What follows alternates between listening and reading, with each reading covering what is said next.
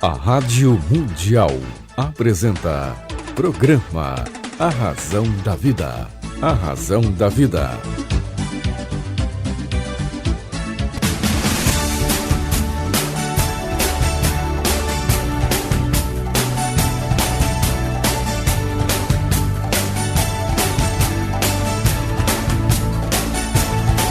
Toda a força pra vencer e o saber pra comandar. Tudo isso um dia vai chegar. Na jornada que começa, 1000 perguntas vão surgir. Vai achar suas respostas, vai saber aonde ir. Só você vai encontrar liberdade pra viver. E um dia então será como um grande homem deve ser. Olá, tudo bem? Fique comigo que eu estarei com você aqui na sua, na minha, na nossa querida Rádio Mundial. Rádio Mundial. Prazer, a semana parece não passar rápido, mas chegou o domingo e aqui estamos nós, juntos. Lembre, você encontra um dos 12 livros de César Romão que estão em 51 países hoje em todas as livrarias do Brasil. Eu tenho um imenso prazer de receber um querido amigo. Eu, na realidade, o tenho como um herói do Brasil. Um dos heróis do Brasil, né? Esse herói fantástico é o meu querido amigo Major Olímpio. Major Olímpio, muito obrigado por estar no programa César Romão. César, é uma grande alegria ter a oportunidade de participar do programa César Romão e em reencontrar meu grande amigo, um grande professor, César Romão. Em quaisquer situações que eu o encontro, eu vejo nele sempre o exemplo do cidadão.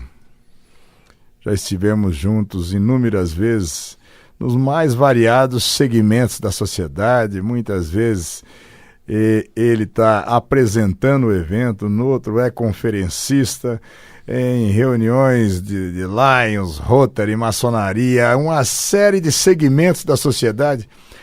César, é uma referência para todos nós, como uma referência aqui para milhares e milhares de ouvintes que acompanham o programa e sabe muito bem como eu tenho uma oportunidade, até por ser amigo e estar sempre mais próximo, de saber que nós estamos com um grande brasileiro. Então, ouvir de você, não tenho nada de heroísmo, não, sou um policial militar de carreira que acabou se transformando num político, fui deputado estadual e hoje sou deputado federal, justamente por não concordar com uma série de coisas que a gente observa hoje que o cidadão não concorda. Nós estamos aqui na Avenida Paulista, que ela é palco de cenários de mobilizações, não vou falar em manifestações, mas mobilizações de toda a ordem, e que de 2013 para cá o povo brasileiro tem vindo muitas e muitas vezes para a Avenida Paulista com a camiseta verde e amarela e dizendo: eu quero respeito com o meu país, eu quero respeito com as minhas coisas, eu quero respeito com a minha pátria, que eu acho que é isso que está faltando, né, César? Então eu só me sinto um brasileiro que teve uma oportunidade de ter um mandato popular, de manifestar e usar os microfones e a condição de representante na Câmara dos Deputados para dizer o que muita gente acha que tem que ser dito. Eu quero relembrar aqui o que eu chamo de um grito heróico, porque veio de um herói.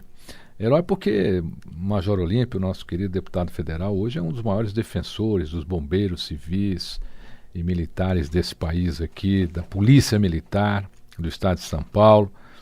Eu quero relembrar aqui ao meu querido público aquele grito que todos nós brasileiros queríamos ter dado há um tempo atrás, quando ele gritou vergonha lá em Brasília, diante de uma cena terrível que praticamente deixou os brasileiros perplexos.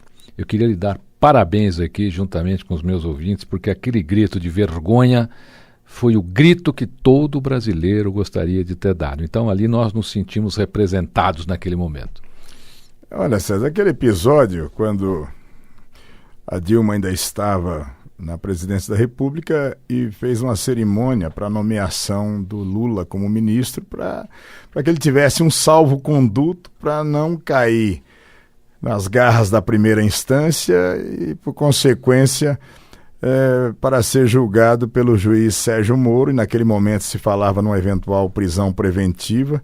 Nós tivemos há alguns dias até o depoimento do Lula, vai caminhar o processo, fica mais do que claro que ele praticou realmente atos de banditismo, formação de quadrilha mesmo, de lapidação do patrimônio público. Mas aquele episódio, talvez eu fui mais impulsionado por esse sentimento de brasileiro inconformado. Na véspera, eu estava até num caminhão de som na porta do Palácio do Governo, fazendo manifestação e dizendo para alguns milhares de brasileiros que estavam contrariados com aquela situação, do absurdo que era se fazer uma nomeação para ganhar um foro especial, para sair justamente das garras da justiça. E terminado o ato, eu voltei para dentro da Câmara dos Deputados, depois fui para o hotel onde eu moro e eu fiquei indignado e pensando e conversando comigo mesmo, dizendo, mas não pode ter uma coisa dessa, eu tenho que ter alguma atitude em relação a isso. E no dia seguinte eu resolvi ir à posse.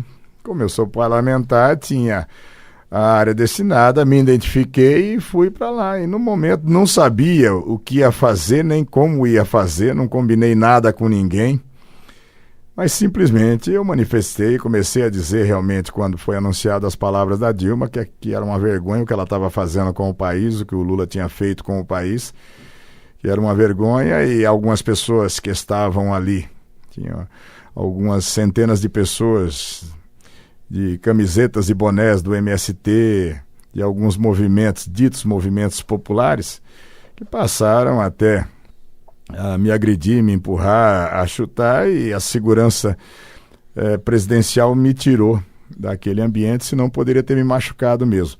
Mas com o passar dos dias, eu acabei percebendo realmente que as pessoas encontraram no meu grito, talvez o grito de milhões e milhões de brasileiros. Nada de ato heróico, nada disso não. Eu acho que todo brasileiro que pudesse ter a oportunidade de estar naquele ambiente, talvez quisesse dizer o que estava se passando realmente, que era uma vergonha. E a cada dia, isso já faz mais de um ano, os fatos vão mostrando que realmente nós estamos passando por uma fase vergonhosa da nossa história. Que nós estamos sofrendo muito, nós estamos com quase 13 milhões de desempregados, isso dados oficiais, porque nós temos alguns milhões de pessoas aí na economia informal que nós não temos como fazer uma contabilidade mais próxima do real. Mas é muito sofrimento, é muita dor.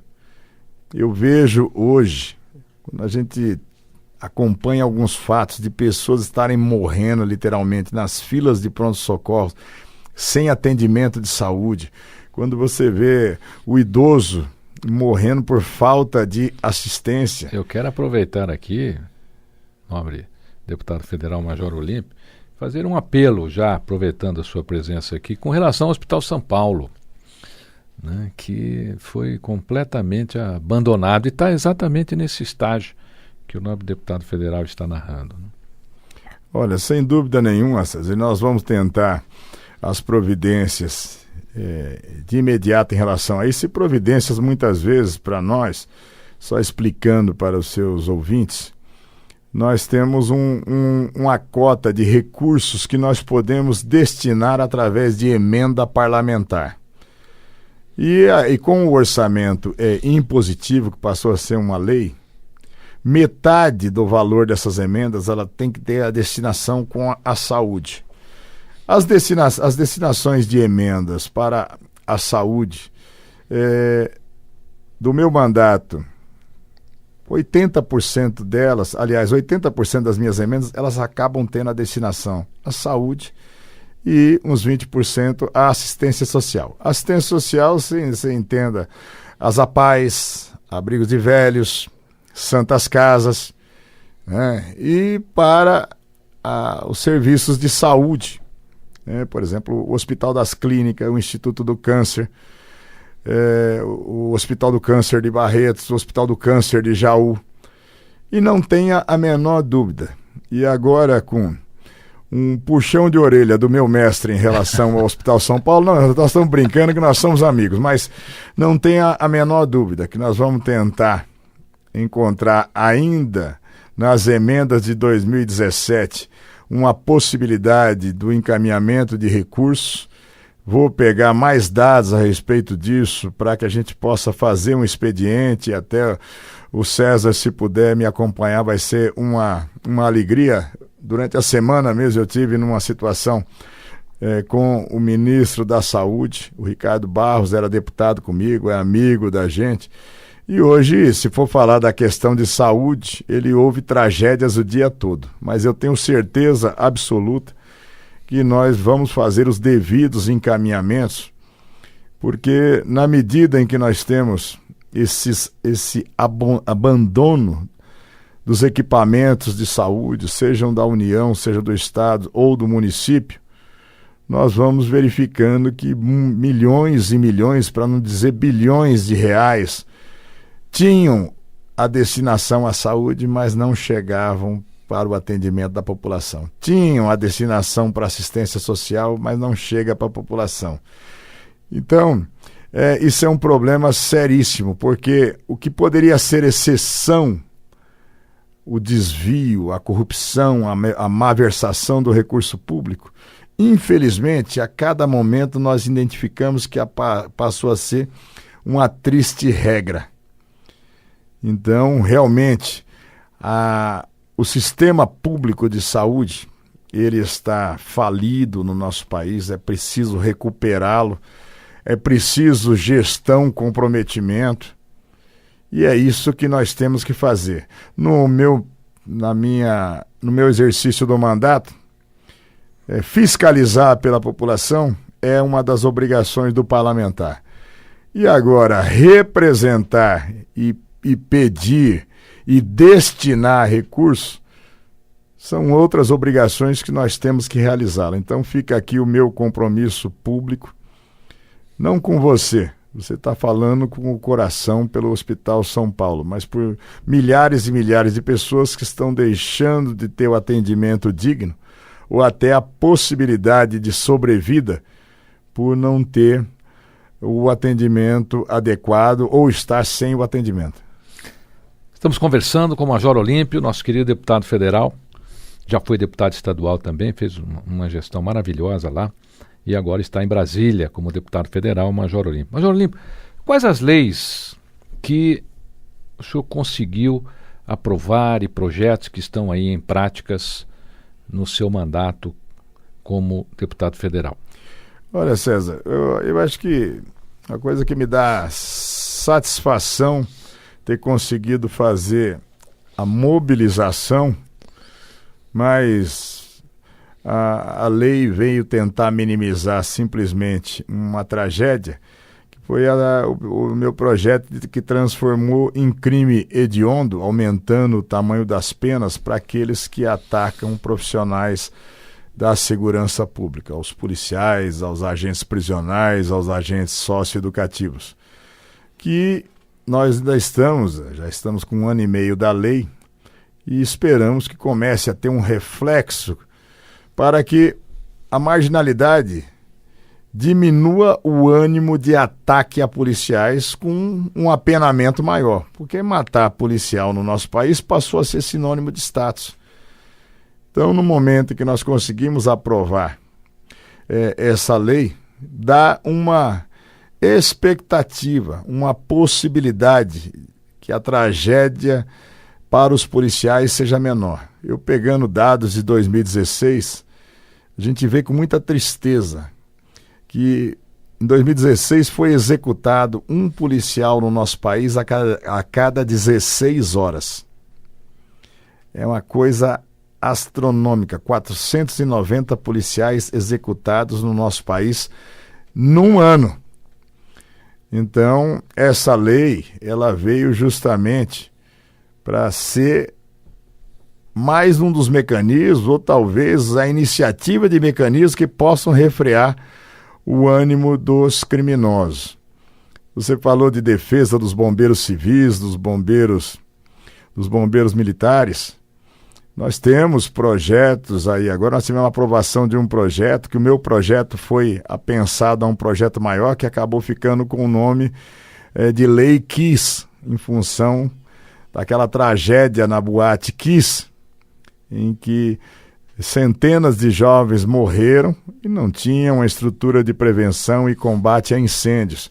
Então, no momento que a gente consegue ir colocando na legislação a obrigatoriedade das brigadas com bombeiros profissionais, a locais onde há aglomeração de público, independente de que seja local público ou privado, porque nós não podemos ter novas tragédias feito essa.